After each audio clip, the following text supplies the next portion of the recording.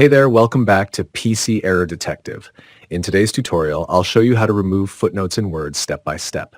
Method 1, delete all footnotes at once. Step 1, press Ctrl+H on your keyboard to open the Find and Replace window. Step 2, click inside the Find What field, then click on More to expand the options. Step 3, click on Special, then select Footnote Mark from the list. Step 4, leave the Replace with field blank. Step 5, click on Replace All to remove all footnotes from the document. Step 6, click OK to confirm that all footnotes have been deleted. Method 2, delete footnotes individually. Step 1, press Ctrl+H to open the Find and Replace window. Step 2, click inside the Find What field, then click on More to expand the options.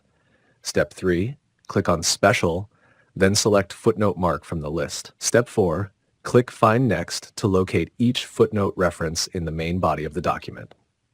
Step 5, manually delete the footnote number or reference as needed. And that's it. Thanks so much for watching. Be sure to subscribe to the channel for more helpful tips and tutorials.